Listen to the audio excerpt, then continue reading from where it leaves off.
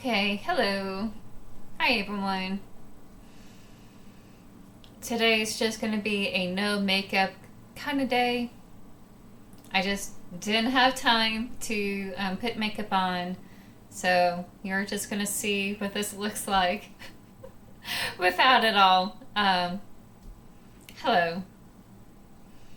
I just don't want to waste another, 30 minutes or so putting on makeup for a week that I'm off on, just something to not worry about.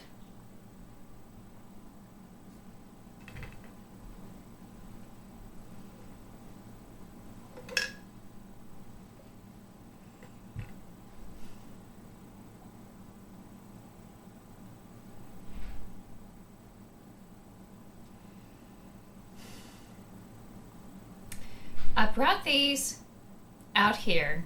Actually, this may be a little bit too bright. Let me go ahead and dim it just a little bit. Okay, there we go.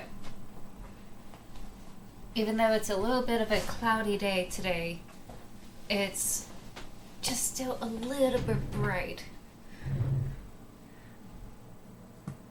Okay. So I have these out here to talk about the different mentalities.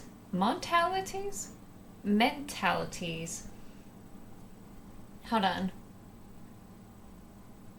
There we go. Raycon has awareness mode, so I could actually hear myself. I wanted to talk about the different mentalities of these oracle cards and the idea of what is light and what is darkness by these cards. What do they mean by it? Because I think there is a danger of painting everything black and white and then like putting ourselves into a category and try to take everything in a very stark mentality, and that's not a good way of seeing the world. The world has a lot of nuance that we need to take into account. We need to give ourselves a little bit of breathing room instead of trying to put ourselves into a box or trying to have ourselves pick and choose the different types of people that we are, or the type of person that we are. Like, there's different facets to ourselves. There's the bubbly side to ourselves, there's the sad part of ourselves,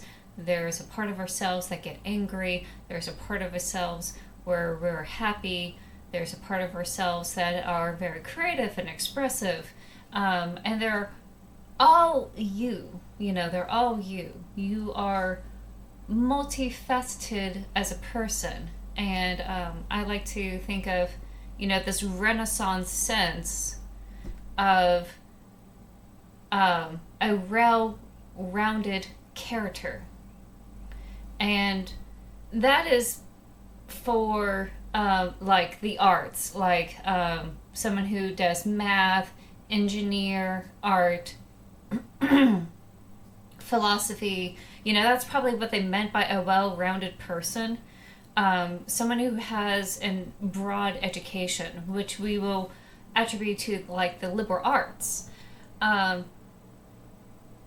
There's also a more psychological side of the well-rounded person where it deals with emotional intelligence, where you recognize all these emotions that you have and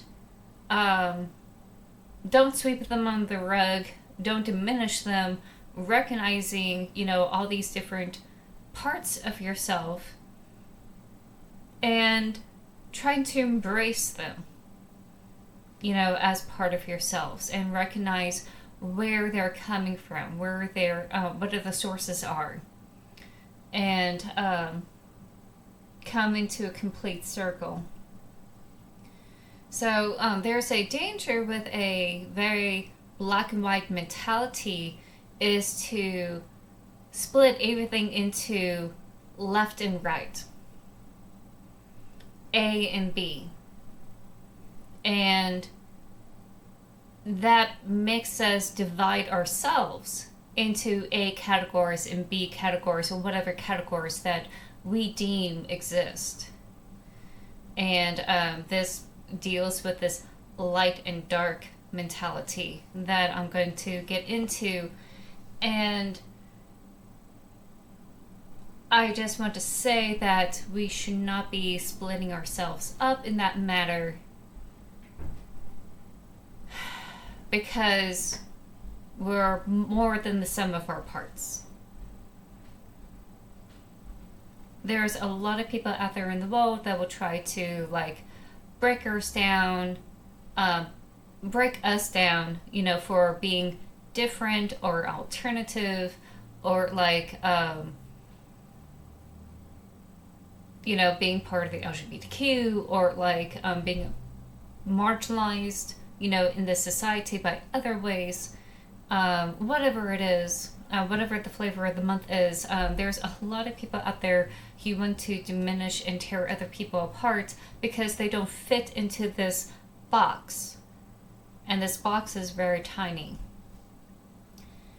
And it's not helping, the politicians are taking advantage of the box, mentality.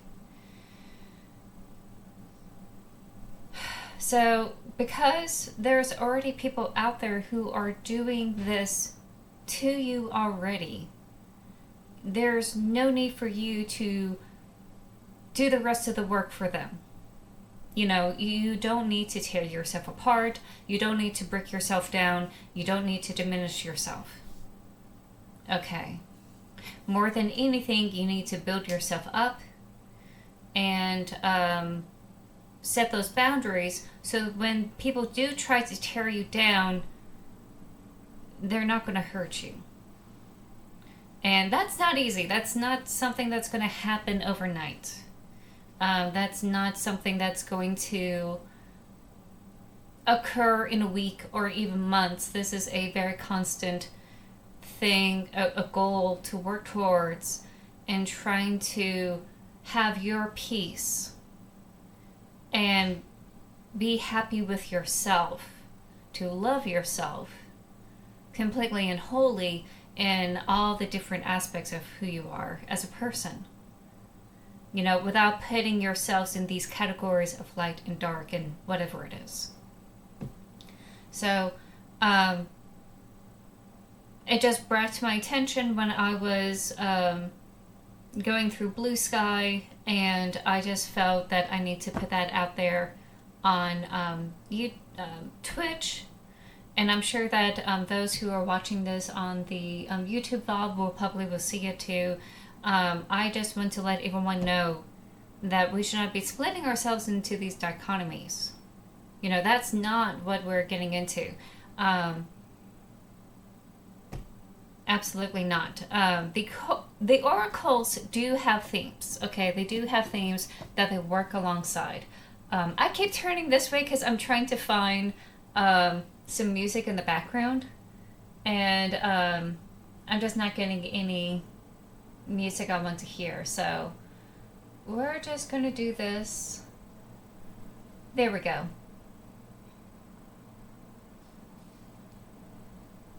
I think that works.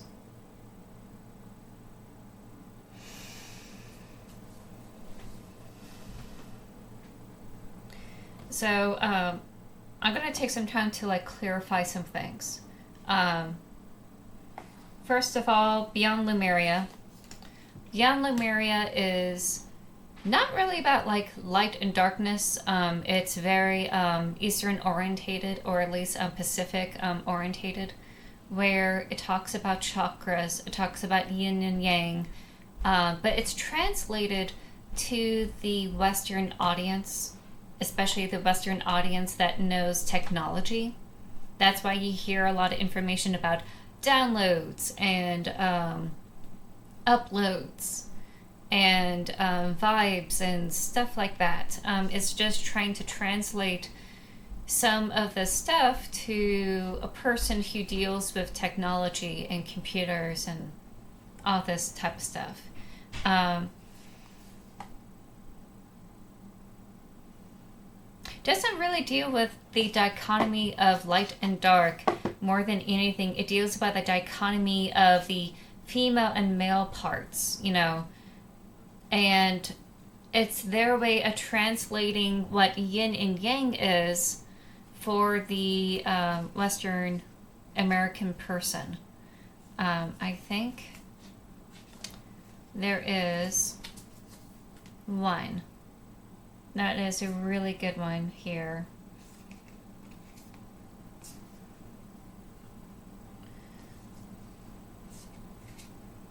Because it pops up once in a while. Talking about like what we need to hear. That's evolution, paradigm shift.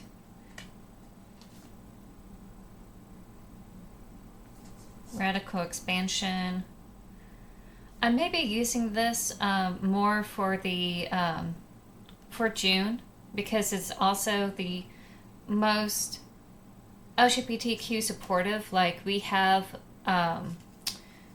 the crystal dragon or the rainbow dragon on here, and I think that's like so fire. So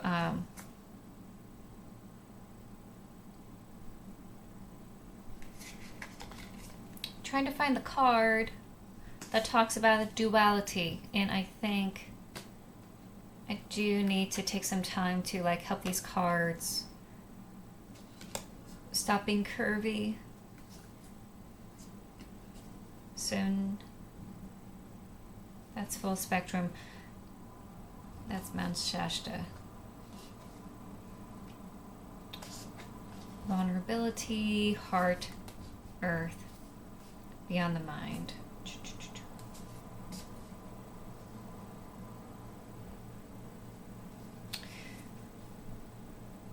Balance forces. This is balance forces. Okay. So the best example that will come up from time to time is balance forces. Of this dichotomy between one versus the other.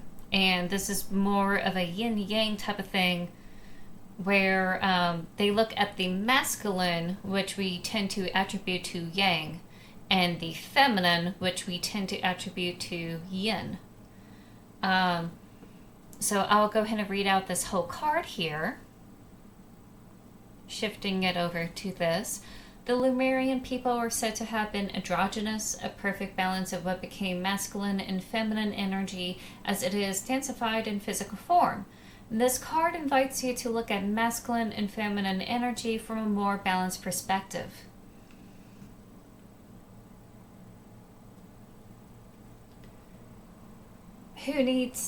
What needs to happen to form a more holistic and equalized foundation? For more masculine drive and focus, concentrate on goals, desires, and ambitions. If you want to engage more feminine energy for receptivity, trust, flow, surrender, consider all the things you're already grateful for. Feel the warmth, gratitude, and comfort of knowing everything is divinely perfect the way it is.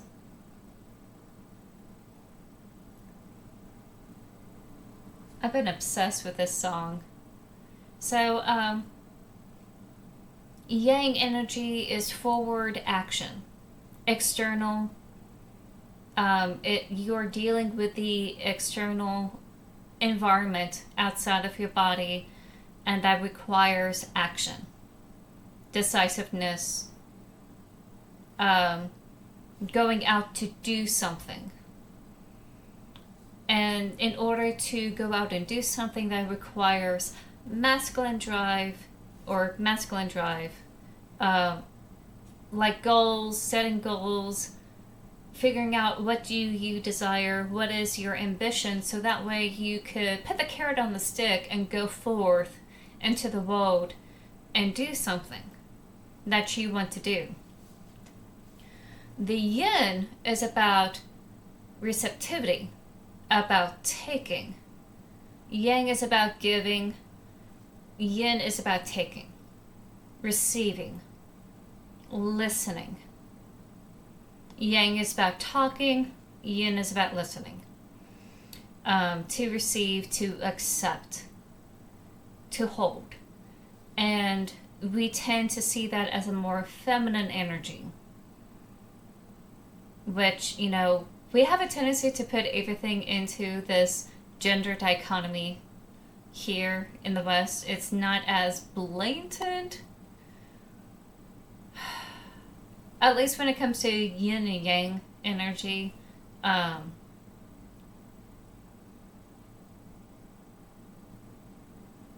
kind of digress. I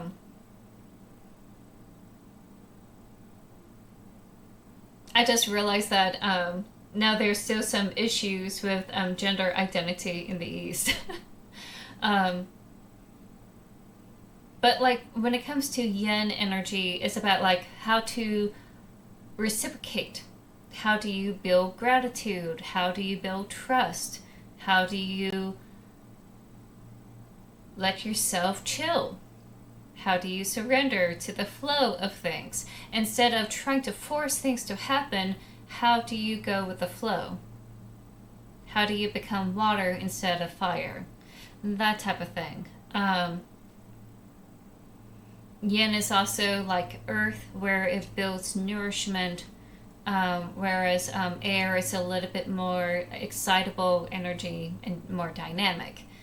That type of thing. So that's kind of the dichotomy that the Beyond Lemuria kind of dives into. It's translating some of those Eastern philosophies from different type of philosophies and kind of cherry picking them and putting it into one box for those that are living here in the U.S. who are very tech savvy and are interested in other philosophies that are not traditional here in the U.S. So instead of trying to put everything into this gender box, it's probably best to like see things from a yang and yin perspective. And both of them are not wrong or right. It's just merely action and thinking.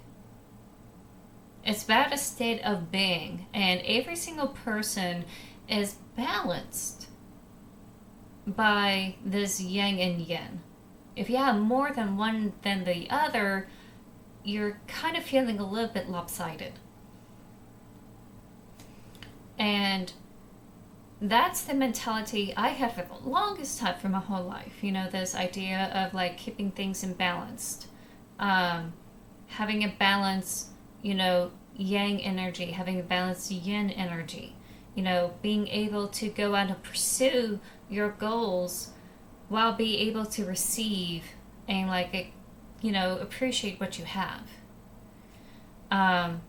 I need to do a lot more receptivity and gratitude than yang. Honestly, this week has been a lot of slowing down and taking things in stride, which I really haven't been doing. So I think I need to work on that some more now I think about it.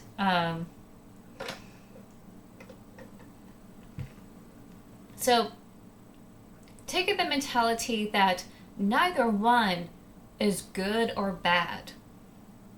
It just simply is. I'm going to take that on this whole dichotomy of light and dark from the other oracle cards that I have here. So it's just a state of being, forward action, receiving. We also attribute like light and dark in this as well. Yang is more light, yin is dark. In the sense of like in the daytime, you go out and do things. You go to the market, you go shopping, you go to work, school, whatever. You go out and do things. Yin is when you come to roost. When you go into kind of like the domestic life or like whatever it is that you want to do at night. Have fun or like relax and chill. probably time to like appreciate what you have. And if you are going out at night and partying, it's about appreciating the friends that you have, you know, having fun, appreciating the life that you have. Not everyone like chills at home. I have to remember that. You know, I am too much of a introvert. But like the idea of night times that eventually everyone goes to sleep. You know, eventually. Eventually, most people go to sleep if they are very active in the daytime. And this is the time where you wind down, you settle, you go to sleep, you recover, you rejuvenate your body cells, and prepare yourself for the next day of work or like running around and doing stuff. When you go out in the day to do stuff, usually it's about something that you're investing towards.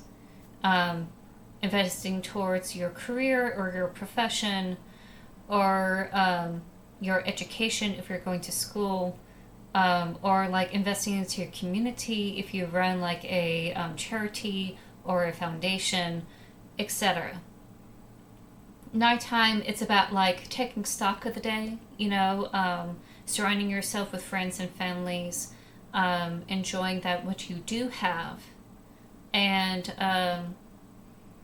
kind of do a little bit of planning maybe for the next day or the next week, and then just enjoy the moment of just being still, you know, and then eventually like recuperate and rest. So neither one of them is bad or good over the other. Sometimes going out in the daytime, running around and do things can be very exhausting and very stressful, and that could be very bad because it can lead to poor health if you're exerting yourself too much. On the opposite end, you know, being so yin where you don't go out and do things. As in, like, not going to work, not going to school, not doing something, you know, not giving out, but like taking everything in, you tend to become a little bit more stagnant with being stuck in a rut, not wanting to do anything because you're afraid of going out to like shake things up, so to speak. You're afraid to like pursue anything in that sense. Having so much yin, though it would be beneficial, you can also tend to receive the bad information too, where you start hearing you're not just receiving the good things. Okay, you're receiving everything. You're taking stock of what everyone is saying to you or what you think they're saying about you, which comes from like societal expectations, family expectations, friend expectations. You know, you're receiving all this information and you're taking stock with it, but it's to the point where you become stuck and you sat with it for too long. And that can be detrimental if you're doing too much yin. While you are kind of preserving your health, physical health, your mental health kind of spirals a little bit because you're stewing in all this information but not taking the time to go out to do what you want to do for yourself or for those that you want in your community. So balance of the two, balance of yin and yang, light and dark, in the sense of like day and night, you know, work and rest. So that's the dichotomy I have here for the Beyond Lemuria. and I'm going to go into the Oracle Delphi, what those philosophies are.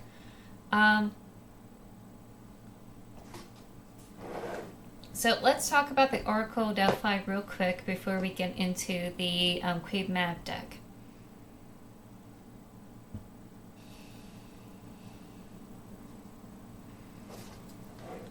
Both of these are Western. Let me go ahead and spin it around so you can see it. This is based on Grecian mythology. And a little bit of Roman, because, Rome takes everything. So some of the legends get mixed into here.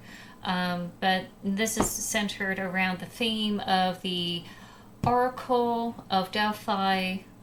She was a seer and a priestess for the Temple of Apollo.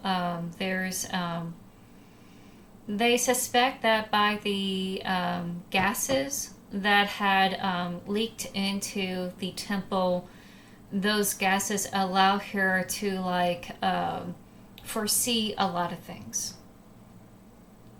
And you could say it's a bunch of hogwash, what she has foreseen and all that, the delirium that she takes. They will note down what it is that she's saying, and then they just say whatever they want, right?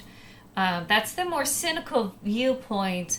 I like to believe that it just allowed her to open herself up for any sort of intuitive messages she might receive. So I'm taking more of an optimistic point of view on that regard.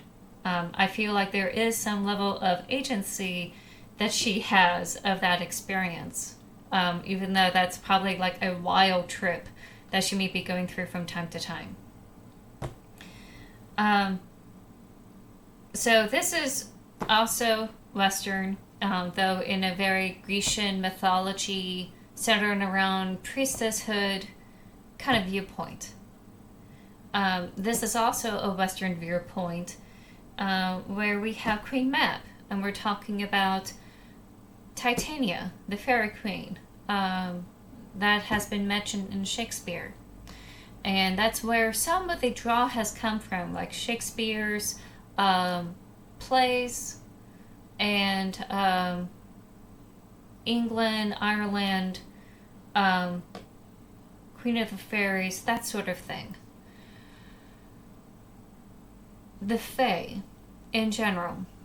So both of them are very Western point of views, European point of views, I should say.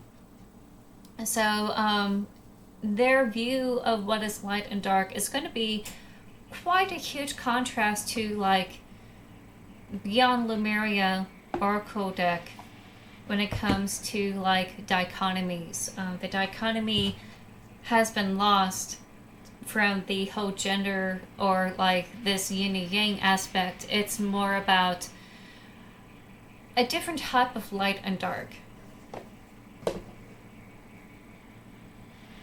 So Oracle Delphi as I use this more, I think the type of light they're talking about is about being authentic. Welcome back, everyone, from the ads. If you're lurking and chilling through ads, I know this is a long lecture that I'm doing. But if you are wanting to have a tarot reading, don't hesitate to use the channel points. I'll be more than happy to do readings. Right now, I'm just doing this for the VOD viewers. I know that a lot of people are pretty upset to come in for tarot today. So this is for all VOD viewers that are wanting to get into this.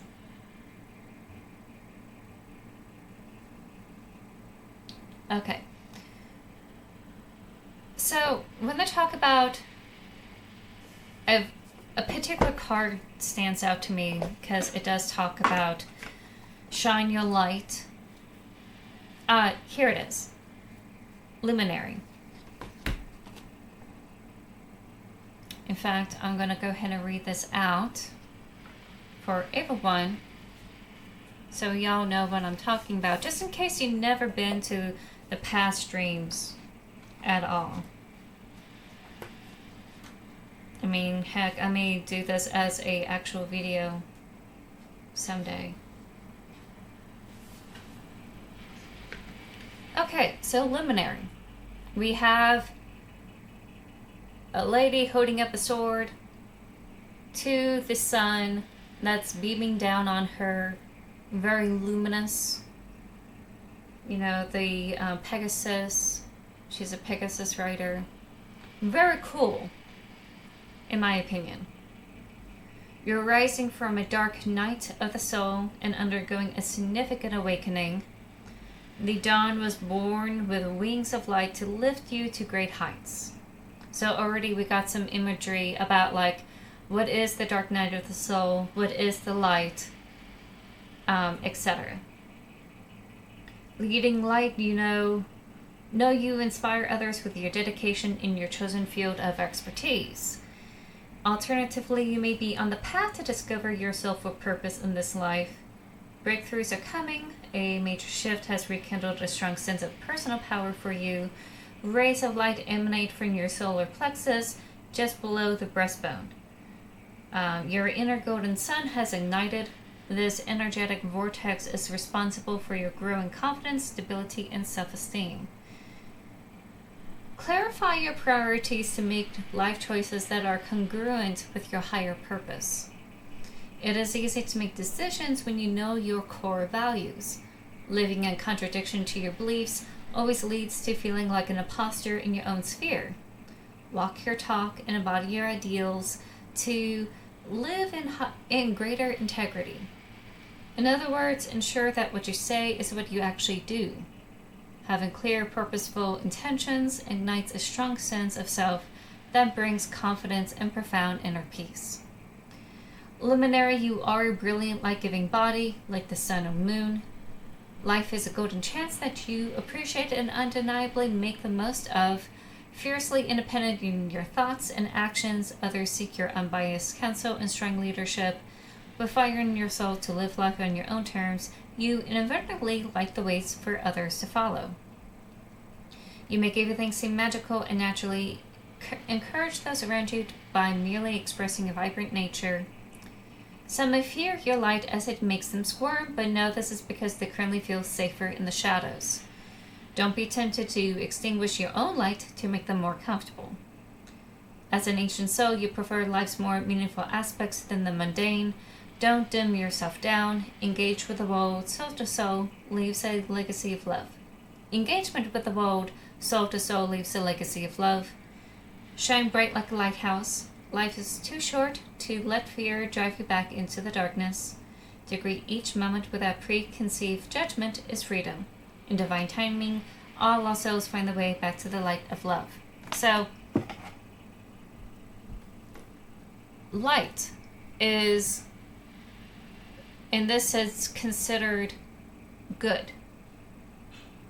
Good as in, not always happy, but like it is attributed with good things. Whereas darkness is attributed by bad things. So this is where this card kind of takes this whole dichotomy of light and dark, good and bad.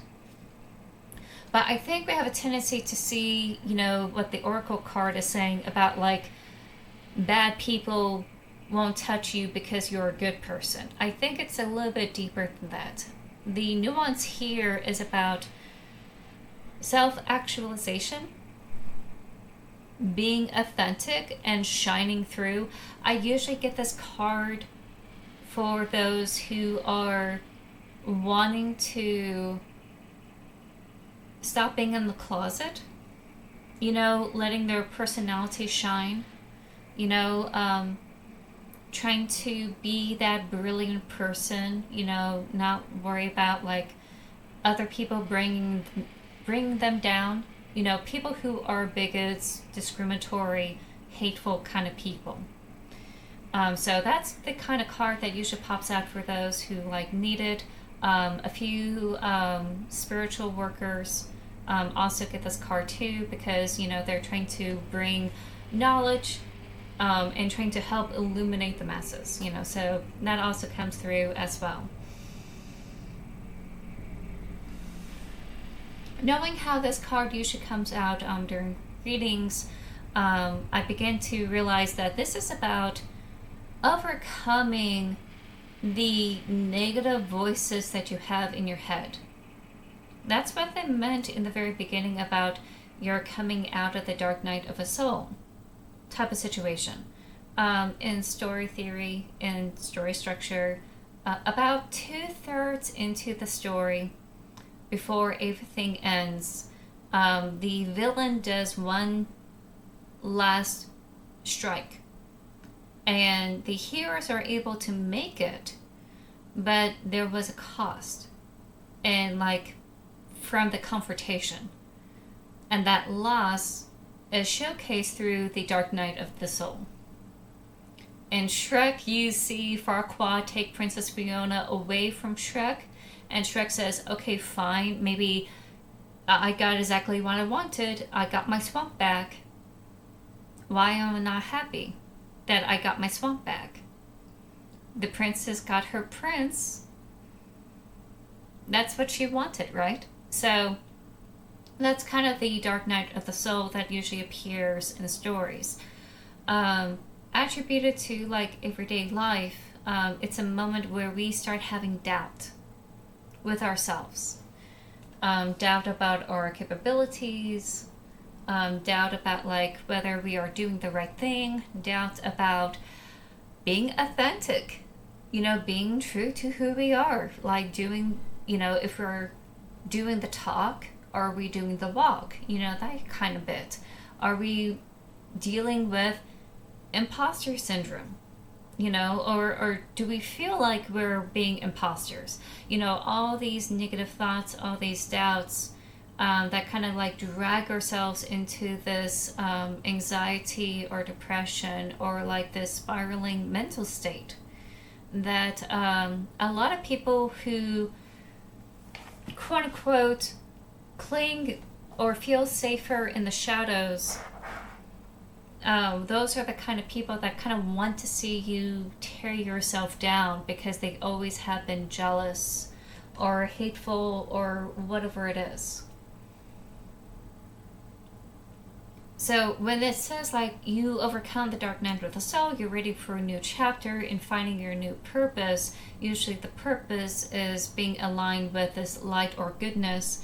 The goodness here is about conquering that type of negative mental spiral in order to pursue life, in order to pursue whatever it is that you're passionate about, and showcasing your abilities, showcasing your personality without fear of any repercussions, and shining our light like a lighthouse, that kind of thing. When I talk about people who live in the shadows, these are the people that are still adhering to this lie that has been the common narrative in all of civilization, where we're not the one human race, we're fractured. We're fractured people, and because they're not me, I should be against them. That kind of thing. People who are not happy with their lives, and instead of trying to do something about it, would tear others down to make themselves feel better. They could do it by passive aggressiveness. They could do it by being violent. They could do it by being hateful, being bigoted. They bought into this lie that, this person over here, this marginalized person, is the cause of all woes. And today it's someone who's an immigrant and someone who is trans or someone who's LGBTQ, and tomorrow could be something else entirely. Um, Decades ago, like almost a century ago, it was about the Jews, like being anti-Semitic, um, because of the whole fascism that's going on, um, etc. So there's always going to be some sort of scapegoat that these people will try to look for and use because they want someone to blame for their problems. And it's just easier to find someone else to blame than doing the work to like fix themselves and fix the world around them. So those are the kind of people that kind of cling to the shadows. People who are miserable, bitter, upset about their shortcomings in life, and who are jealous or upset about those who are generally happy, or at least trying to be happy, trying to make some sort of progress in their life that is beneficial for them. And because of this jealousy and bitterness, that comes from it, they will do something to attack this person that's shining their light. Trying to bring them down to their level. So this is kind of like what this card is talking about. This dealing with people who are bitter and hateful versus those who are just trying to live their life without hurting others. And also trying to live their life without hurting themselves. Because that's kind of how we get into this shadow side, this shadow work that most people don't do. And I think that comes into this play of light and shadows even more about like light is good, shadows bad, because we are dealing with this whole idea of shadow work. And shadow work is not, the work itself is not evil, but the shadows that we perceive ourselves, we tend to put a bad label on it. Because of this whole dichotomy that, this card and like the rest of this deck kind of like emulates. If you're miserable, if you're bitter and you're hateful, you're a bad person. And that's not too far off. But like, it's also a redeemable person. And it's also a place where some people do slide into if they're not careful. Which comes from like dealing with one's shadow. Trying to bring ourselves into balance. Because we are light and dark. We are yin and yang. We are like a very complex, nuanced person with gifts and faults. What we need to do is try not to be so self-destructive as we're pursuing our goals to better ourselves, our family, and our community, but also like make sure that we're not doing it in a way that's like hurtful for others as well. Trying to be considerate, of others, while also like giving ourselves some space to like perform and do what we want to do. And I'm half tempted to even say, those miserable, hateful people are not that bad if they actually do take the time to do the work that they need to do. Which comes from self-reflection. Which comes from like sitting down like, I don't really hate this person, I hate me. Why do I hate myself? Where is this coming from? and then do the work to like undo that negative viewpoint of oneself.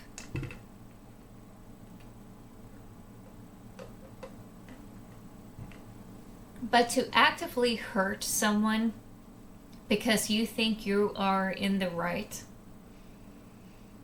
because you think you know better, and you think like attacking someone else and putting them down and like hurting them or whatever doesn't necessarily make you a good person. You know. Because that's where we get like bigots and discriminatory person, you know. That's how we get there. You know, this like very negative action to like hurt other people because we think we know better. And instead, like, we have this real diverse.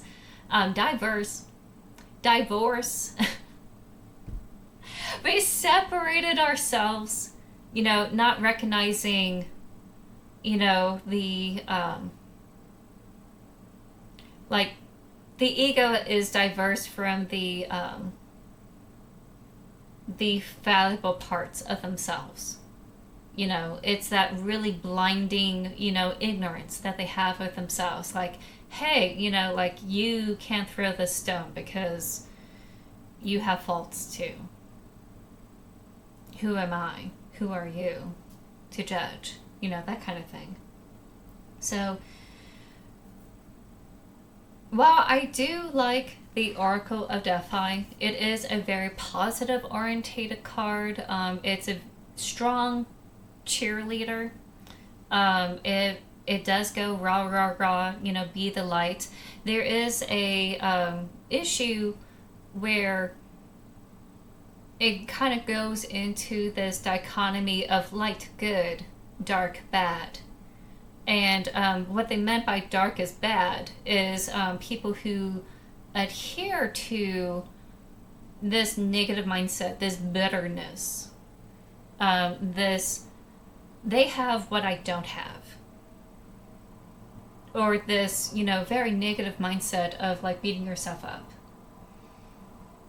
You know, that type of thing. So,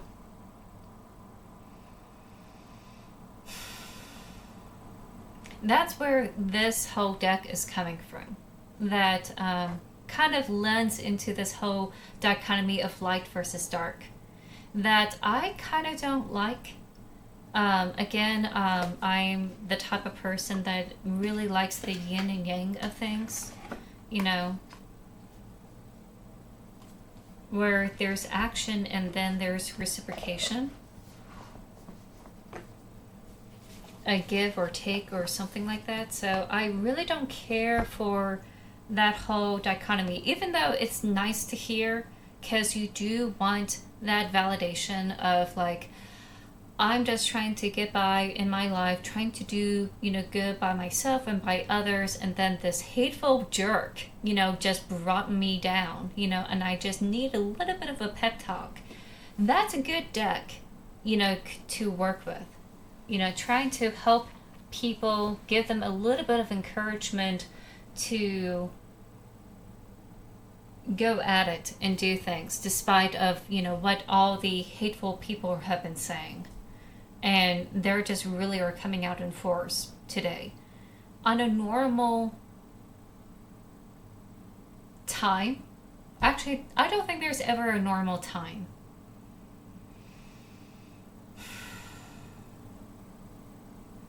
I don't think there ever has been a normal time where, you know,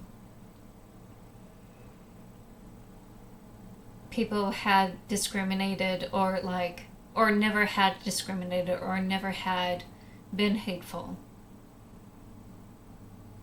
But it feels like it's coming out more in force because they feel emboldened to do so now more than ever. And it's really coming down into the younger generations. It's actually kind of scary. So, like I said, very stark contrast with the Oracle Delphi, it does lend into that dichotomy of light and dark. And again, it's nice to hear like a nice positive coach of like, yeah, you can do it. But it does lend into this, mentality of, oh, if I am a positive person and I do only positive things, I'm a good person. But the moment I get angry, the moment I yell, or the moment I snap, or like if I like get sad, all these negative emotions, I'm a bad person. And we need to not think in those terms. Okay, we need to not think in those terms about like certain emotions are good or bad. They're just emotions. It's okay to react to certain things that are out of your control. But what we do afterwards is going to be more productive, or at least more productive for ourselves, in the long run, than what we need to do like later on. What am I saying? It's more conducive to recognize that all of your emotions are valid and they're not bad or good. They just simply are. So that way, when you do react a certain way or a certain thing, you don't mentally spiral and beat yourself down. That type of thing. So that's kind of like where I have issues with the Oracle Delphi. It's the toxic positivity that has been running around through the community, the spiritual community from time to time, where you vibe high always, you like always strive to be positive always, you're always happy all the time. You grin and bear it all the time. You only put out good things. It's kind of like divorcing yourself from the fallible parts of yourself of, okay, so you stub your toe and you curse, or you fall down, or you don't like how the world is happening and you're angry. How do you deal with that emotion? Are you going to beat yourself up because you're not positive all the time? That type of mentality. So while I do like working with the Oracle Delphi, there is a danger in playing into that mentality of always being positive all the time, which is why I really like the Queen Mab deck. It's kind of like a balance between the Oracle deck. In fact, it's like the yin and yang of the two. The Oracle Delphi I would consider very light orientated. This is a little bit more shadow orientated, where it does recognize that we do have pain. Life is painful sometimes, and we do have some really deep emotions that we have to deal with and try to come to terms with. And what we have determined of like what is good and what is bad is probably cast away, and try to bring it back around to like nighttime. Instead of saying the dark is bad, it's just nighttime. It's where the stars comes out. It's also dealing with the nature aspects of like what is light and dark, and actually taking from a very objective point of view, where like sometimes it is nighttime, sometimes it is about decay, sometimes it's about slowing down and taking stock of the season. Sometimes it is recognizing death and allowing yourself to grieve. That kind of thing. It's also recognizing other human emotions that the Oracle Delphi does not go into, like anger, jealousy, stuff like that. So it does explore and does illuminate those other aspects that a lot of people don't really like to deal with. Okay? It's the way of, oh no, this deck is calling me out. Yes, it's letting you know you're human. You are human. You're going to be a mixture of light and dark. This deck is recognizing these parts of yourself that you have been hiding away from and running away from because for some reason it scares you, and it shouldn't. It shouldn't scare you. The stars going out at night, looking at the moon, shouldn't scare you. It should have the same type of grace and majesty as like going out under the sun. One is not more good or evil than the other. One is simply the stars shining brightly because they're closer, aka the sun. The other just showcases the moon and the other many stars in the sky. So this is more of the yin side of the two.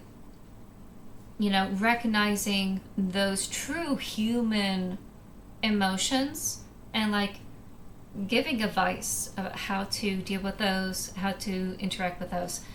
It's also like talking about, same thing with Oracle Delphi, like the intuitive parts, trusting yourself, you know, and also accepting that not everything's linear as we want it to. So there's no one card that I know of that like really encapsulates, you know, how this deck, you know, showcases itself, you know, not like the other Oracle decks that I have, like where it like truly shows about the dichotomy of light versus dark. But it talks about darkness in the sense of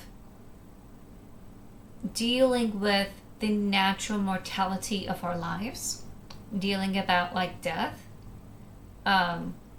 dealing with the inside of ourselves, the intuitive side of ourselves. So these are the kind of parts of ourselves that we don't like to deal with because it forces us to realize we have a limited time here on Earth. And while it's comforting to know that everything is cyclical, you know, the sun rises and falls, the moon rises and falls, we have our seasons for those of us living in the temperate climates. You know, the days get longer, sometimes the nights get longer.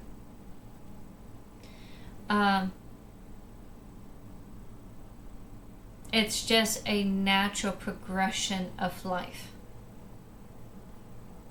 And we're part of this world. We're part of this world. And we are mortal. And it's just something that scares a lot of people about this idea of mortality, of being here in this space. So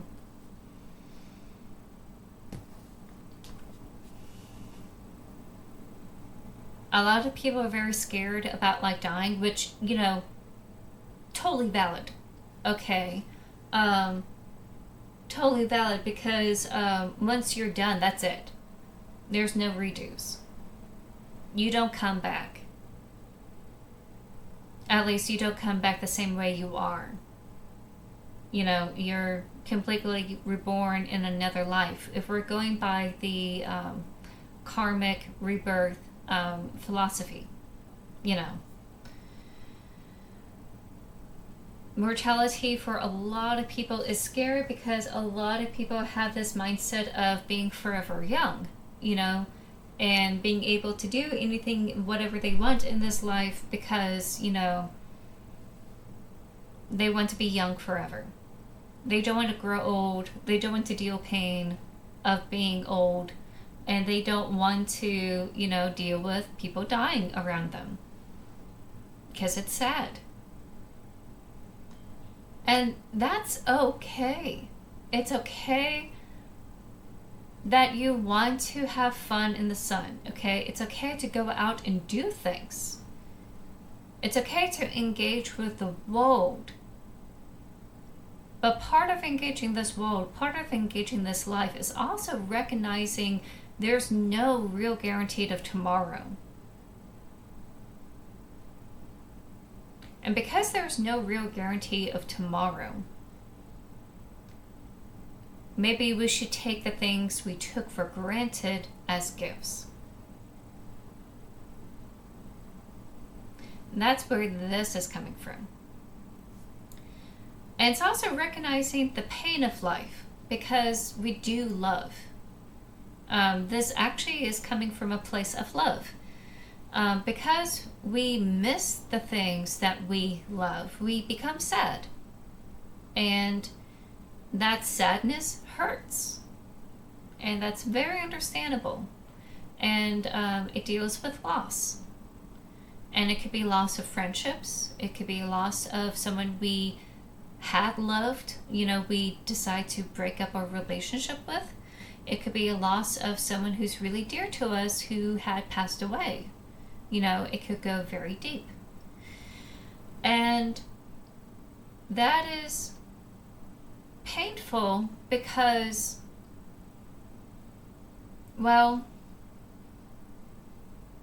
because we miss them and we don't get to see them again. And such memories are hard to revisit because it brings back all the memories, the good and bad, of the full life that we had.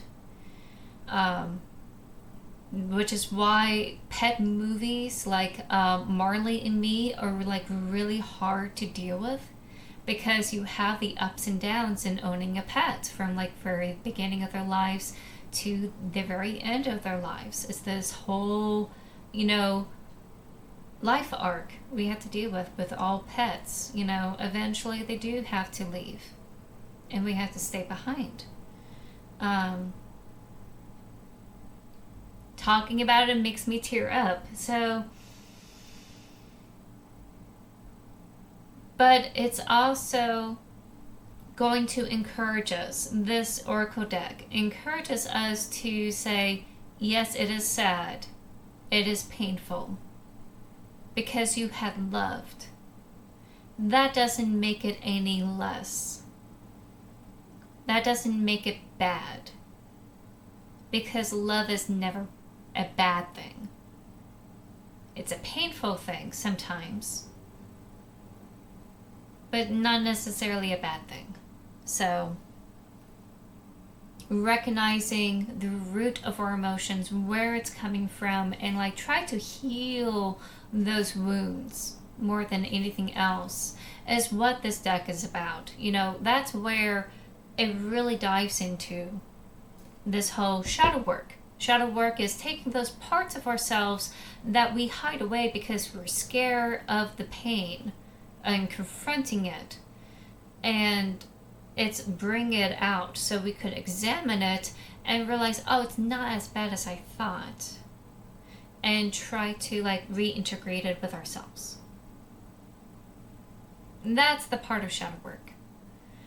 Now there are parts of the pain that we don't recognize, that we deal with failure of achievements, not achieving what we want in life. I had to deal with that when I was trying to pursue being a veterinarian. I really was gung-ho in trying to achieve it, and things kept happening to me. And I was so dogged, I wanted to make that happen. And when I didn't, and I have to take on jobs that are not in that field, I became so bitter and so angry with myself and the world that I really had a hard time being nice. I was really awful.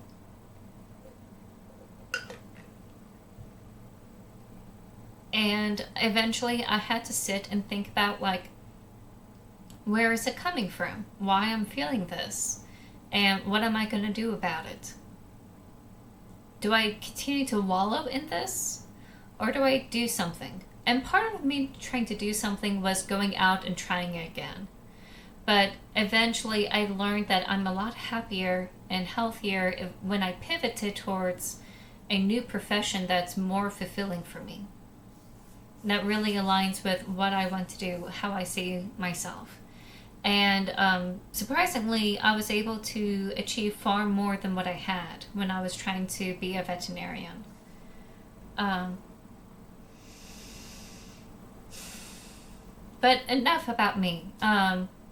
There's also this pain of not achieving things that I think that's like very prominent for those who are in their 20s and 30s, about not wanting to achieve what you're set out to do, what you originally had intended, because something got in the way.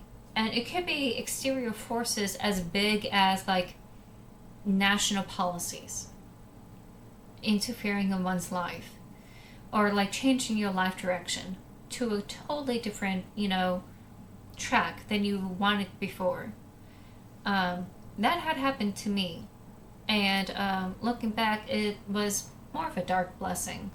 It was a catalyst of making me realize, ooh, maybe this is what I was needing to do my whole life. I've been ignoring it. So, taking the time to understand where these emotions are coming from, where the root of it is, and recognize that wound, that loss, and learn how to heal it is going to take time.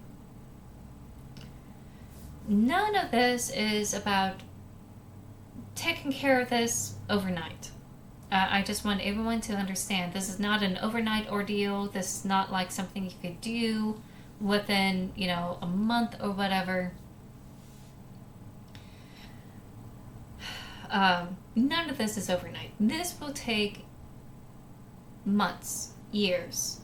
It will be quicker with a therapist, I believe. Not everyone has a chance to, get a therapist. Journaling, burn journals are very popular. Get a journal, put everything down. Burn it away if you need to. If you wanted to get it out of your system, which I totally recommend. And try to, learn how to sit with yourself and start thinking about, where these things are coming from. But ultimately, it comes from you internalizing something that you had expectations of, or at least the society has expectations of, and you're trying to meet those. And you're just not meeting them. And that's okay for not meeting them. You're not a machine. And life is an experiment. An experiment is going to have successes and failures. And every single failure is a clue. It is a learning experience. You learn something from each failure, which is how Edison came to the light bulb. Each one is illuminating. Even though the light bulb wasn't illuminated, the knowledge was there. So, take that for what you will. So, when I go into these oracle cards, talking about light and darkness. I don't want you all to divide yourselves into light and dark. When it comes to shadow parts of yourselves, it's about the parts of yourselves you don't want to recognize or you don't want to deal with yet, that you're afraid to. That doesn't mean they're bad. What is bad is not recognizing them. What is bad is not doing something about it. That leads to not a very fulfilled, healthy experience. That doesn't mean you're completely bad by doing so. It just means you have some work to do. So, the Oracle Delphi does have a tendency to play into that mentality, of light is good, shadow is bad. simply because they are like really hateful people that are very violent right now. And that is kind of like these shadow parts, that they're talking about. But if you ever slip into this mentality of, oh, I'm angry for this moment, or I'm sad for this moment, does that make me feel bad? The answer is no. Don't ever think that just because you're not vibing high or like not attuned all the time doesn't make you a bad person. Okay. So like try to step away from that mentality if you can.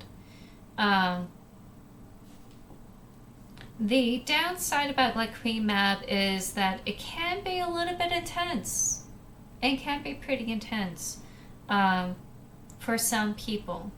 And it does scare people because it is very much of a deep dive for a lot of people to deal with. Understandable. I get it.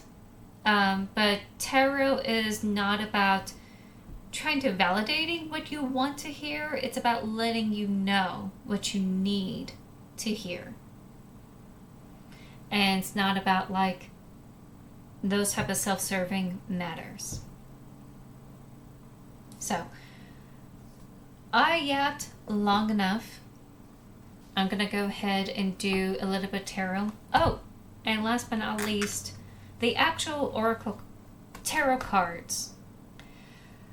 You noticed that tarot cards don't have a true light and dark mentality, except when it comes to the Devil card or like the Seven of Swords.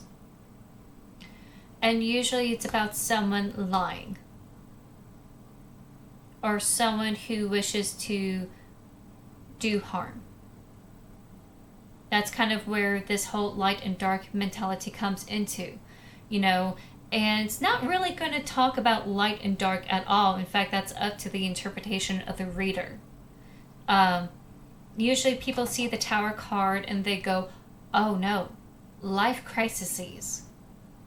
And life crises are usually bad because someone is in the hospital, someone got into a car accident, there's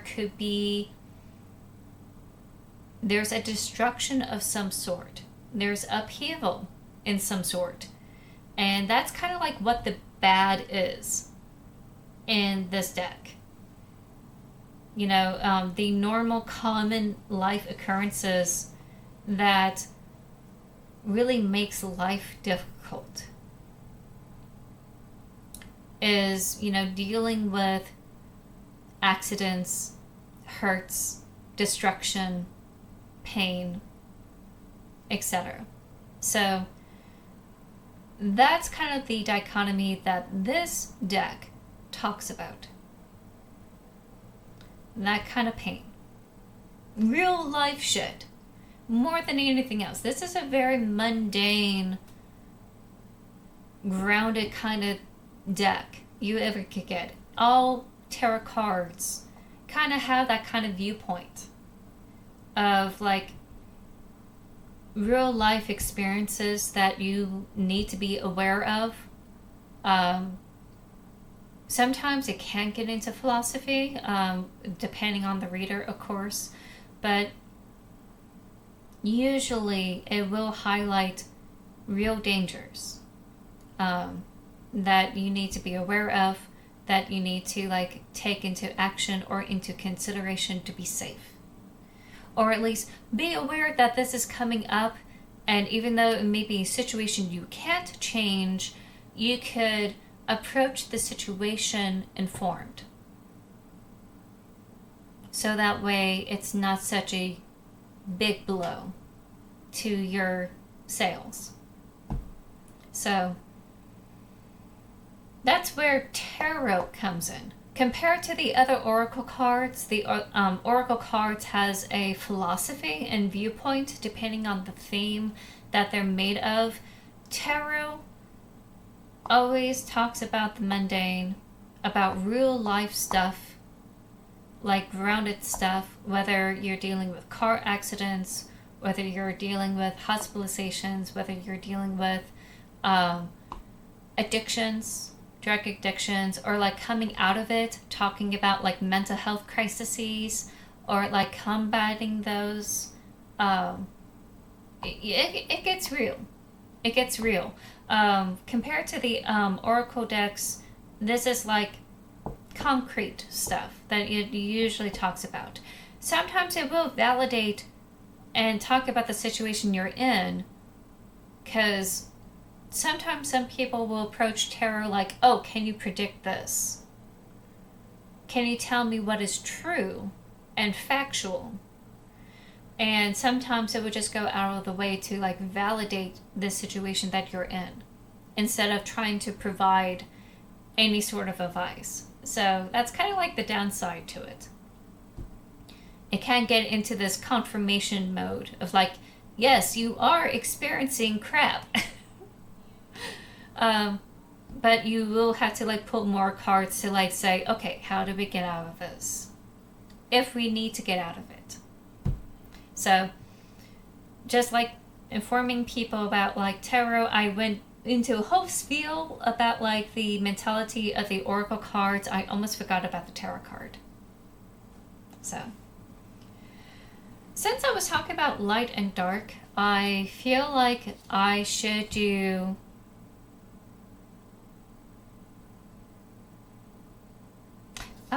a thought just came to me. How about we do both Oracle Delphi and the Queen Map deck?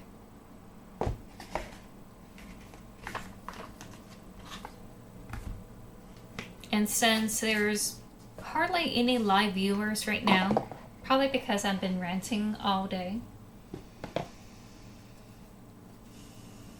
I'm going to do message of the day. Let's see, who's bigger? I think this is bigger.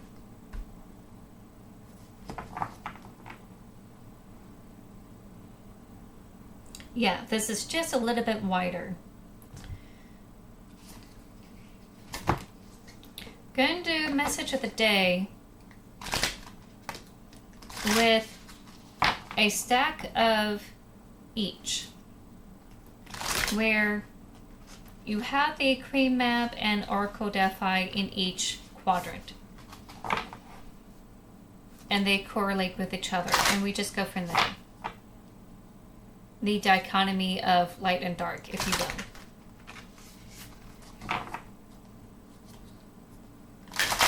I'm trying to think how many cards I'm going to put down.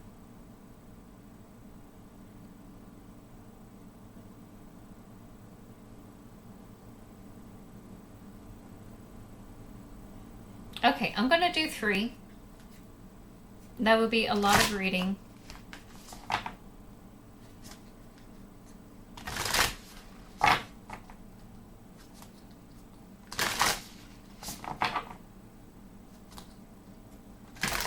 And I'm just going to see if they're going to coordinate with each other.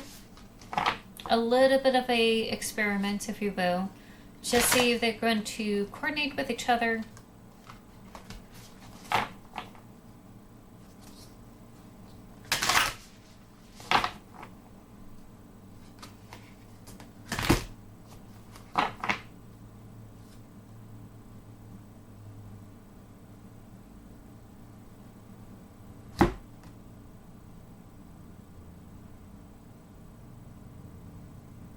Okay. I'm just going to have it face down.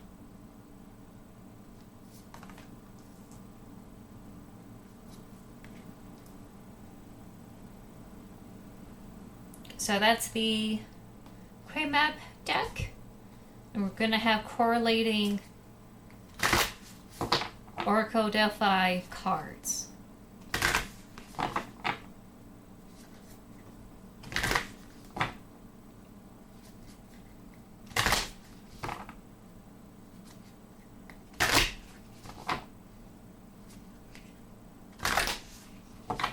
if I don't have any viewers after the message of the day, I may just go ahead and end stream and go off and do other things. So this may be a short stream.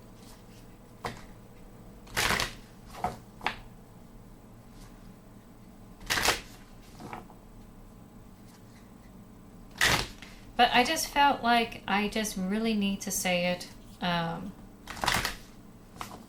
People are understandably upset with what's going on and are looking for help, looking for, their faith to help them, looking for, tarot to help them out, in a way of asking someone to tell them that everything's going to be okay with what's going on, to try to validate what's happening.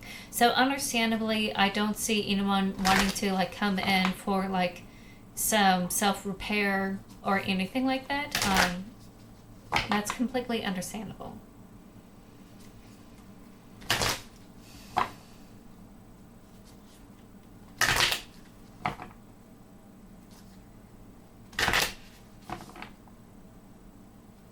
But there have been times where, the oracle cards had come out saying it's going to be okay. Just chill. Or at least not just chill, but breathe. Create a quiet place for yourself.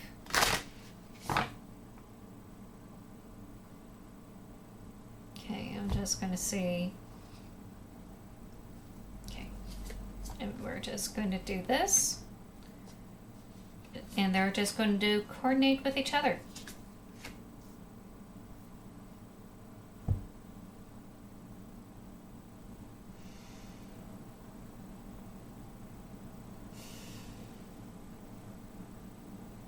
Okay, so message of the day is about whatever message that you want to take away from this. You're welcome to do so. You don't have to choose a particular stack. At all. Whether you're watching this live or watching this through the VOD, you don't have to choose. You could sit here and just chill and just see which one really hits you hard. Oh wow, I need to hear that message, and that's something I've been needing to hear for a while. So you can take that as you will. Don't try to force anything, I know that we get very anxious at times when it comes to tarot cards or oracle readings. Don't try to force everything, to take everything in. Not everything is meant for you, it could be someone else. Okay. So we have Venus in the sky and Temple. We hardly get to see this one. So I'm going to read the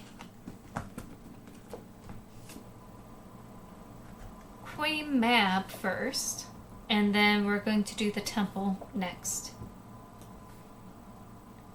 Since that's how I dealt on the table. And then I'll just see if there's a correlation between the two as part of our fun experiment.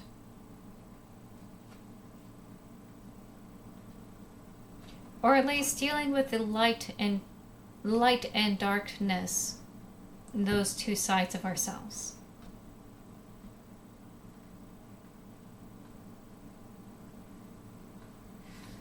But definitely for sure, we don't get this often. Venus in the sky. Be magnetic. You possess a uniquely mesmerizing beauty. Embody it now for your own personal enjoyment and to bless the world with divine light. Venus is the goddess of love and the brightest planet in the sky. In both these roles, she both receives and broadcasts radiance. It is as if she is swimming in an ocean of brilliance, absorbing it, sharing it, and reveling in it. As she both bathes in and blesses the world with divine luminosity, she leverages these polarities of receiving and giving to continually increase her own glorious glow. Okay, so we're talking about give and take, receive and give. Be a devotee of your own magnificence. Cherish the goddess-like beauty within you. Cleanse away anything that limits your shine. Patiently coax your inherent sparkle with relaxation, inspiration, self-adornment, and self-care. Essentially, you must now find the energy of magnetism, sweetness, and attraction within you. You can then easily use that energy to draw love, romance, attention, abundance, and anything else you desire. The goddess of love does not restrict her charms to the young or conventionally attractive. She blesses and dwells within us all. We can all call on her and utilize her magic. This intrinsic current of romance can inspire us to take exciting chances, make positive changes, and see and experience the mystery and majesty of life and existence. No matter what your question or current situation, your answer is this. Access the quality of divine beauty within. Invoke the love goddess, surrender to her, and let her take over. Fall in love with nature, with music, with colors, with textures, and with scents. Slowly savor smooth chocolate or sweet fruit. Sway to a hypnotic beat. Gaze at the sunlight dancing on the sea. Once you are well and truly flowing and shining with the goddess's beauty, your momentum will effortlessly carry you toward the sweetest and loveliest of lands. I love that message. That's such a wonderful message. And that was that card that was on the bottom of the deck that just went up to the top. And I'm always like suspicious about those kind of cards. And I'm like, does this card really does belong here? But no, I'm glad that I just let it happen, because that is kind of going along with what I have been saying, about this receptivity, taking care of yourself, loving all parts of yourself, trying to integrate it within yourself. But it's done with such a loving way. It's really nice. I have read this card before, and I think I know what the core message is, but we're going to dive into it and let the card speak for itself.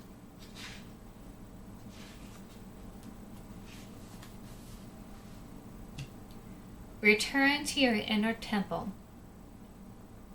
Open your heart, connect to the source, and become one with the divine. Intention is a magical invitation. Your temple is where you come home to commune with spirit. Set up a sacred space in your home that uplifts your vibration and cultivates a deeper connection to yourself and the divine. A dedicated altar or sacred space acts as a physical anchor for your spiritual practice. Layer the magic by including objects that symbolize love, grace, and beauty for you. Find your power spot, a place that speaks to your soul and connects you to the higher self. This may be a blissful garden or a special place in nature, within your own home or at your office. It can be as simple or as elaborate as you wish. The main thing is that it is meaningful to you or for you. Your power spot is a peaceful shelter which calls you home to your core to recalibrate and reset. Your very own slice of heaven.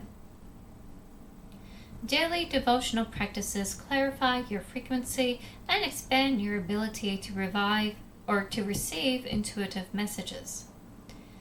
Grounding with the Earth Mother establishes a connection between heaven and earth while restoring your natural equilibrium. Take your shoes off. There we go. Yep. There we go. Take your shoes off and stand barefoot on the earth. Get your hands in the garden, savor the earthly scent, and breathe in the fresh air. Mindfulness practices help you stay rooted to the sacred now. Breathe and allow yourself to be present in the moment. Pay attention to the intuitive signals that pulsate through your body, as these physical sensations are often spiritual validation. Trust your gut, as your intuition never lies. This card also serves as a reminder to look after your physical body, which this card had touched on. It is the temple and home of your soul while you're here on earth. Remember, you are an extension of the divine. Reclaim your crown and open your heart to reconnect with the oneness, wholeness, and holiness of all that is. You may also be guided to hold space for a circle, creating a nurturing haven for the community to come together in devotional communion with Spirit. So, the bottom line here is taking care of yourself, giving yourself that space to love yourself, take care of yourself, whether it's physically for your body or mentally for your peace of mind. Both of them have the different flavors of diving into it. This one was more acknowledging the receptivity and giving, and focused around Venus, that kind of inner divinity that we could call upon. This kind of beauty of being ourselves, that kind of beauty is self-care and love, that self-love. This one is a little bit more action-orientated, where you have to set up a place, make things happen, make that connection in order to give ourselves this space to connect with our self, interest, self-care. This is kind of this is how you do it, and this one is about where to connect to. So I like how they're talking about self-care and self-love, but in this kind of different flavor.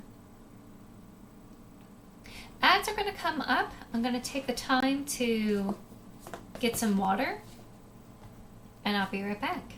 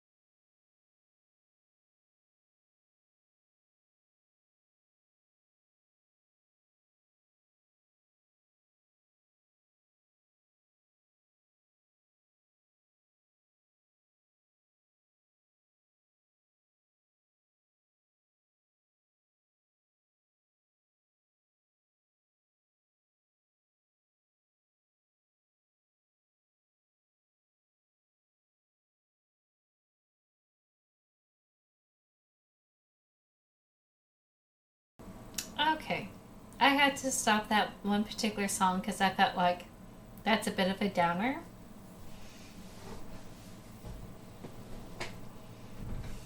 So I'm going to go ahead and continue on here.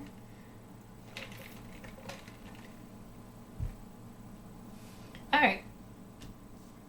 So that is one stack down.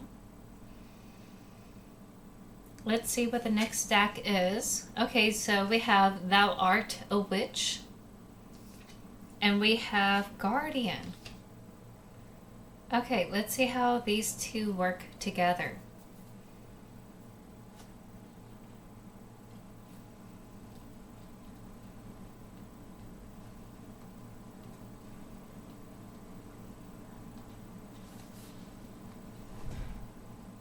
I was half expecting the Magic Maker card, but I think this is about something else entirely.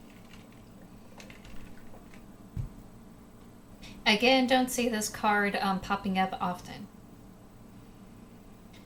Work your magic. You need fear no one and nothing. You have the power to transform this situation into one that pleases you. When the witch goddess Circe discovered her magic, she began to fashion her world according to her will. While she was only one goddess among many distinguished divinities, she was cunning and resourceful. She always finds a way to work with what she knew and what she had to protect and emerge victorious. Even when she tangled with the wiliest humans and the most powerful goddesses and gods. For centuries, witches were feared and loathed, even more than we respected or redeemed. I feel like I'm being led to say it that way. So I'm going to just roll with it. You may believe that if you are unapologetically exert your power and influence, you would be seen as unattractive, unlikable, or even evil. You might fear that people will whisper behind your back or shun you, or that you will end up alone and lonely. Maybe this paradigm has become so entrenched that you have willfully denied and unknowingly suppressed your power out of fear. Well, no more. You are the authority in your world. So what would you like to experience? In what ways would you like to feel freer? In what relationships would you like to shift the balance of power? Circe transformed a rival nymph into a sea monster and a crew of trespassing sailors into a drove of pigs. When she was banished to an island, she made it into an idyllic domain. Your transformations may not be as dramatic, but if someone currently appears to be a rival, a trespasser, or a tyrant, or to otherwise stand between you and your desired reality, transform their role.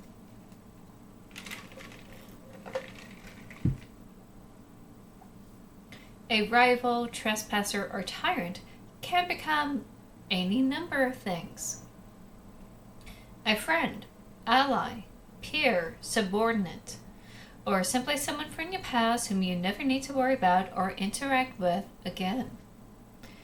Once you determine how you would like to transform a relationship or another aspect of your world, relax. Breathe consciously, clear your mind, and come into the present moment. And when you feel ready, listen to the clear guidance that bubbles up from the deep. You may feel guided to seek out and perform a spell or a ritual to change how you perceive or approach the situation, to ask for a specific variety of help or support, or to embody your power while clearly visualizing your ideal success. Or you might feel compelled to do all of these things. You have an abundance of transformational wisdom and power available to you. Access it now.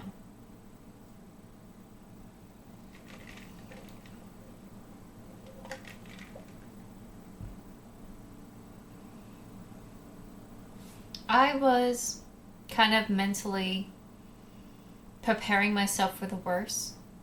After this, I have a tendency to do this, and it's a very unusual behavior that I have, but whenever I had a major success, I always don't really celebrate it because I am always worried there's another shoe that's going to drop. And this is probably me dealing with the after effects of graduating into a recession. You know, a long time ago in 2008, that is probably something I'm going to have to work on and try to like get past eventually. But I, for these past couple of days, last night, I was thinking about like, okay, if this bad thing happened, I'd do this. Just kind of planning for the worst. Like if they don't like this, then I'm gonna do this to prepare myself. If this like collapse, I'm going to have to do X, Y, and Z. This kind of like preparedness for something that's not going to come through. Even though everything is working fine, my goals are kind of like I'm achieving my goals. I'm kind of preparing and expecting the worst. It's a very terrible habit of mine, but I keep doing that. And I think I'm going to take this advice from this card for sure. Because it's being afraid of people coming after you for being who you are. And it's nice to know that no, you don't need to worry about it. You rule your experience, your world, and you have say here. So what do you say? How do you take care of it? I could say how this comes into play because this talks about like boundary setting, setting your boundaries, protecting yourself from people. That kind of plays into, being afraid what others think of you, while you do your quote-unquote magic. So I could see how these two correlate with each other. Let's go ahead and read into Guardian.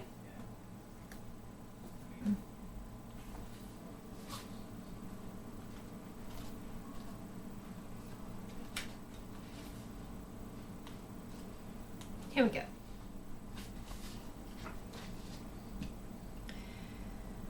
Dear soul, know that you are never alone.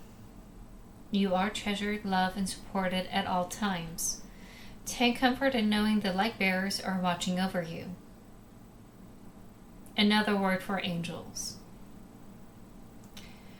A message of reassurance and hope has arrived for you. Your guardians implore you to take the leap of faith, knowing that you are protected and supported. The temple guardians are caring for your sacred grove, home, and loved ones. Their illuminating presence brightens up any dark corners of your life. Tune into their unfathomable love for you as love heals fears. Ask yourself, are your doubts and fears merely speculative? When facing your fears, trust your inner wisdom and consult your spirit guides. Listen to your heart, not your head. Repetitive worry can distort the truth and paralyze you, while deep self-trust uplifts you to wondrous heights. The well-meaning ego, your inner voice of fear and self-doubt, is designed to keep you safe, but consequently also small and insignificant. While growing pains may not be fun, that can also be a positive sign that you're currently experiencing a spiritual revolution. So that part does play into the whole don't listen to others, listen to yourself, especially the negative thoughts that are swirling around in your head, that kind of thing. Somehow you had absorbed this paradigm and it's now to like dismiss it.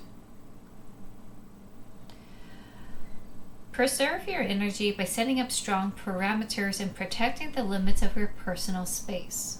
Establishing clear boundaries is an act of self-love. Without them, you give others permission to treat you in a limitless way. Once established, you'll be free to show up authentically, completely comfortable that others are fully aware of who you are and what you stand for. Self-guardianship and sovereign power creates a sense of safety, security, and steadiness within your whole being. Conserve your strength and establish healthy detachment from unnecessary drama that drains your energy. Create a stable foundation to navigate the best way forward. May also be feeling called to awaken the rebel within and break any self-imposed restraints. You are a rebel with a cause. Fiercely protective of your ideals and values, you are a formidable force of nature. Heed the call to step up as a protector of human rights, environmental issues, and similar holy quests, for you are a champion of love.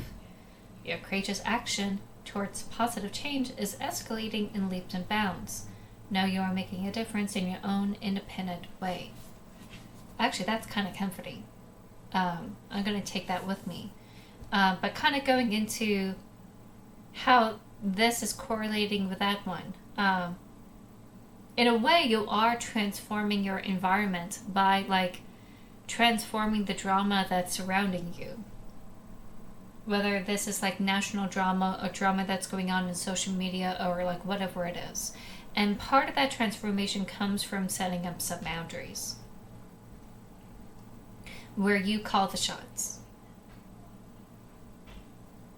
So I could say how they're correlating with each other. At first I wasn't quite sure because I thought it was about making magic, but I realized it's about setting up the walls around your garden and maintaining it and cultivating it. And knowing that, you don't have to worry about what others think. So I appreciate that a lot. That really resonates with me. So I'm going to take that for sure. And I'm going to run with it. It's lining up in a way I did not expect. Okay. Something rich and strange with Dancer. That is cool.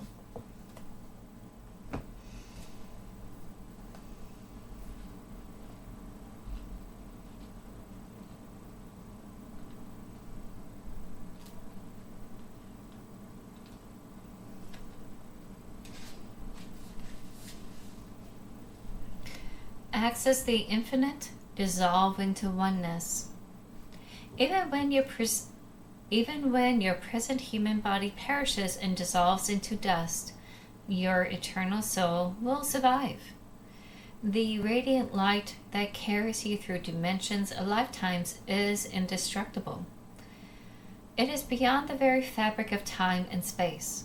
It was never born and it will never die. The same is true for all sentient beings. All are one with the One. Identify now with your true eternal self rather than your illusory, transient, temporary self. Draw upon the power of your soul's infinite light.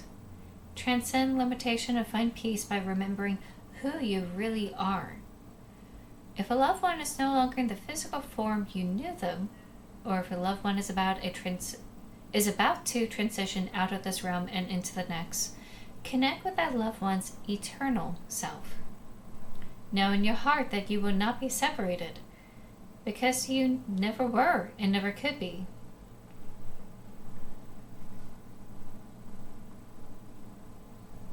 There we go. You are as inextricably connected as rays of sunlight or waves on the sea.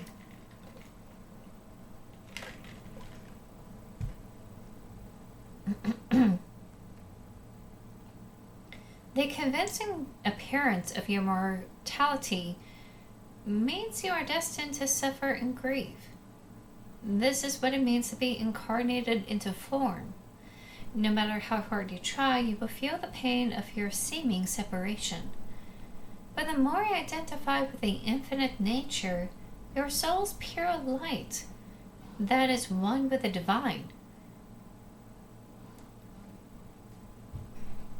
the more you identify with your infinite nature, the more freedom, wisdom, comfort, and power you will find.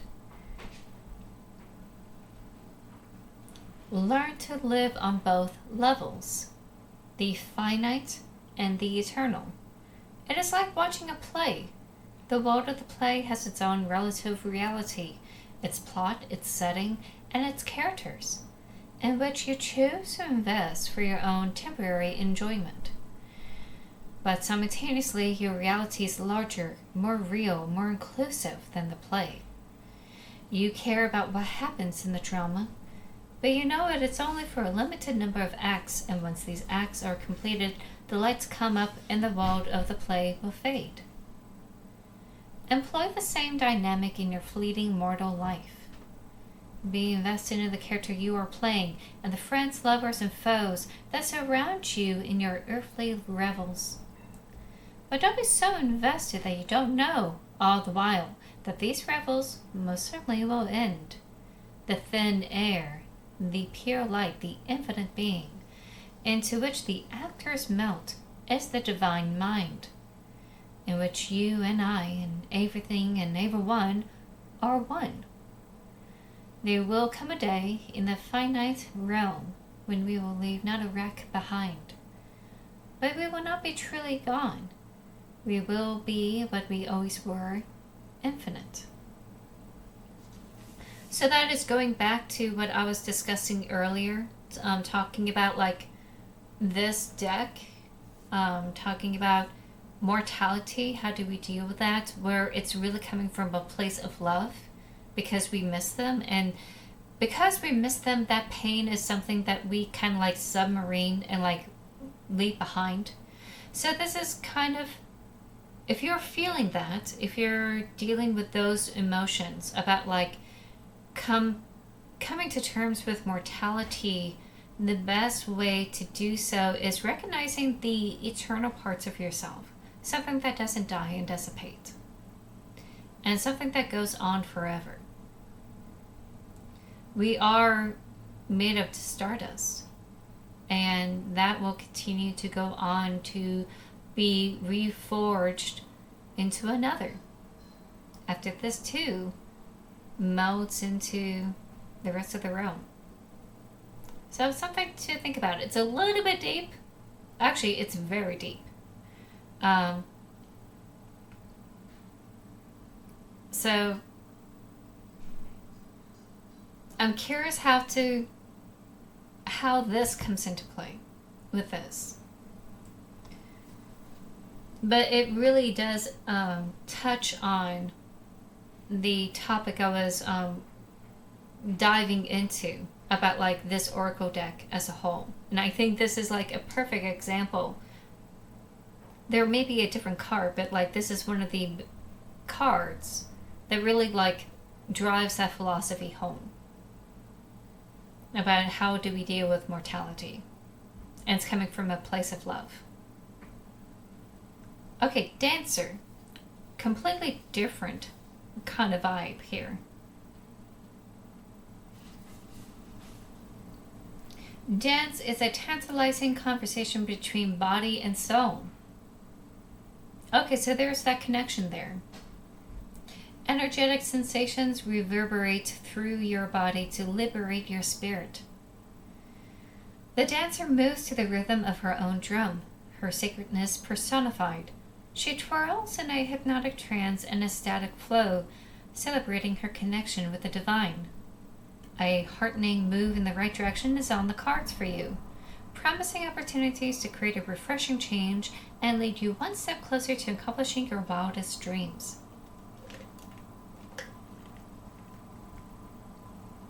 Move forward with absolute confidence, knowing that when you embrace your authenticity, never-ending possibilities open up for you. Give life to your soul's song through fluid movement, sweeping body language, and unique expression. Move your body and dance for pleasure. Feel the vibration of life force move through you. Dance to feel the power of the spirit. Take the path of least resistance to flow through life with ease and grace. If you're seeking answers about a romantic relationship, keep on dancing to your own tune and trust in divine timing. An enchanted meeting will simply happen by chance. When this person dances into your life, embrace them with open arms. Embody the loving qualities that you want to call into your life. Work through any core beliefs that are limiting your capacity to embody love. Be brave, be vulnerable, soften and open yourself up to give, receive, and be loved. Your uninhabited sensual expression will draw love to you. Step out of your comfort zone, be a little daring, and move in circles that open you up to new connections. Embrace your adventurous spirit to explore soulful activities that delight your senses. Seek out friendships and community that raise your spirit, energize you, and resonate through your whole being. Love and intimacy flow effortlessly to you when you move in the direction of your dreams. Okay. On the surface, it does look like it's a total different dichotomy. The soft acceptance of like the eternal versus the finite of this card versus living this life ecstatically, physically through dance. What do we do on the stage? It's not just acting. Sometimes we do a performance. Sometimes we dance, like in ballet. That's also a stage. That is also a performance on the stage. You could be not just an actor orating and dealing with dramas. You could be just the dancer, going through a musical number to entertain and to also like enjoy the freedom of flow, through you. And in the end, eventually the dance number is over, the whole place ceases, and everyone goes home. So while you're experiencing the brilliance of living in this life, dancing, enjoying what this life has provided for you, albeit through the physical means of like enjoying what you have in this body, and dance like no one's watching. Also keep in mind that this is not over. There's the eternal part of yourself. And as we are dancing through the many different parts of our lives, whether it's school, work, domestic life, the ups and downs, some people come and go as our dance partners. And we may miss our dance partners when they're not there with us. But I think we should appreciate that we had danced with them in the first place. And enjoy that they were with us in that physical time being. But that doesn't mean they weren't dancing along with us behind the scenes as well. Dancing to a beat of our own drum attracts like-minded people who want to have fun with you, vibe with you, appreciate what kind of groove you're putting down. And it's not just here, but it's also out there.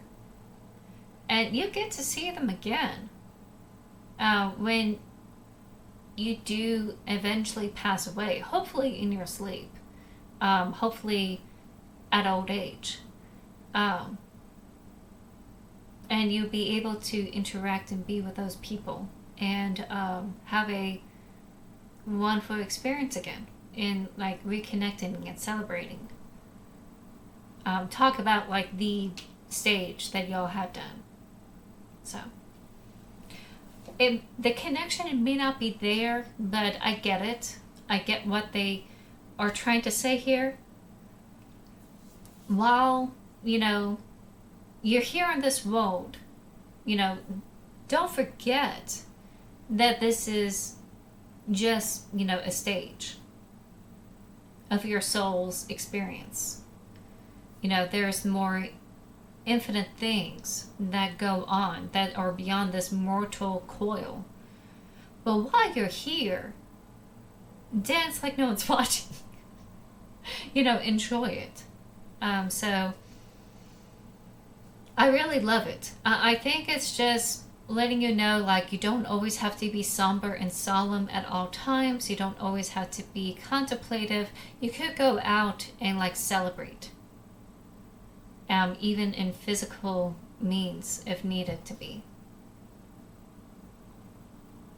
So. Oh, wait.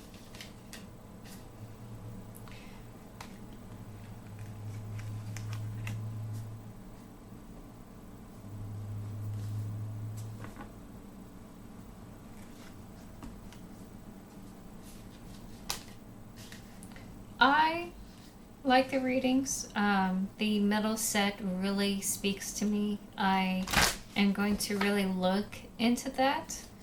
I also like the message from the Venus card. I may like reread that again for myself.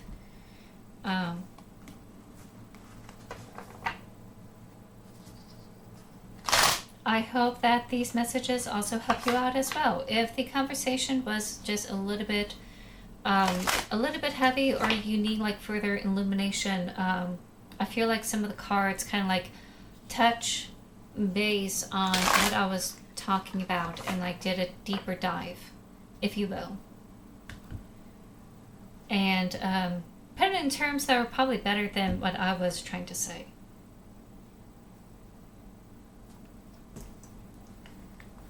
So that's it for the message of the day.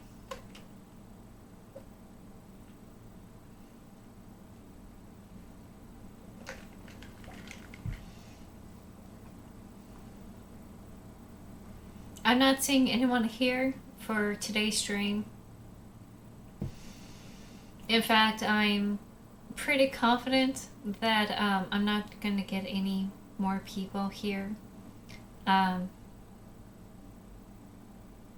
So I probably will go ahead and end stream a little bit early today.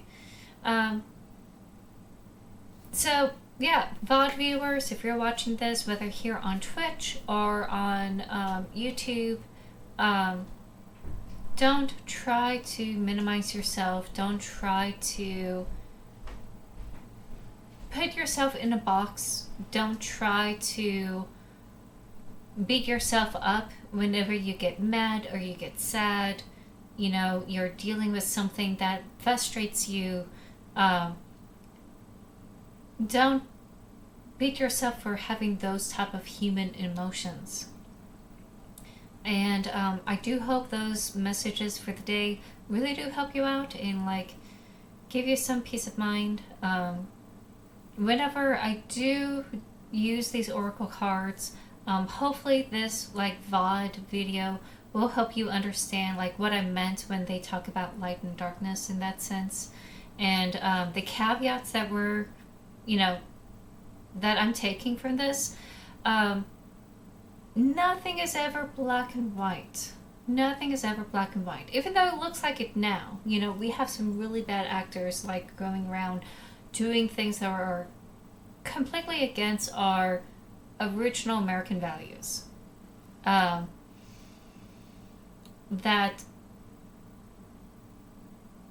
is morally upsetting, for like most of these people here living in this nation.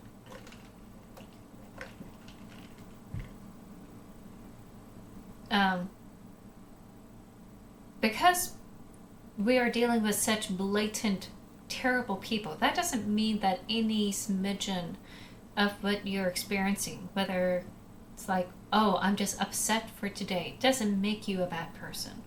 I want you to understand that.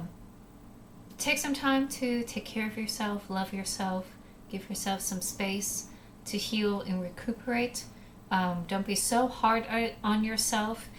Shadow working, if you are doing something like that, or if you're doing therapy or some sort of meditation exploration, don't be hard on yourself when it takes time, because it will take time. This is something that takes months and years to like unravel and then like start like coming around, because you have a whole year's multitudes years worth of experience that you gotta sort through and gotta like digest and then like continue on from there. So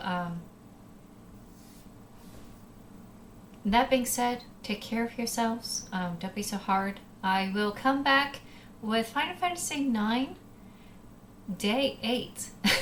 I kept thinking, oh, this is the end of the game. This is the end of the game. I'm almost there. No. No. My brother was saying, like, this is a 4-disc game, and I'm just leaving the 4th disc and going into the 1st disc, going into the 2nd disc. So, yeah. This is a very long game that I got myself into, which is exciting because I felt like, wow, I'm really coming to the end here. But if there's more stuff going on, that's exciting and like outstanding, and that really explains why so many people like really love this game. So I can't wait to dive back into it this coming Saturday. I'll put this VOD up today since it was a very short stream. I know like some late viewers are going to come in wondering, hey, what the heck? So don't worry, this VOD will come up on YouTube very shortly. But I hope I see you all this coming Saturday and continue on with Final Fantasy VIII. And I hope y'all take care of yourselves and those around you. And I'll see you next time. Bye!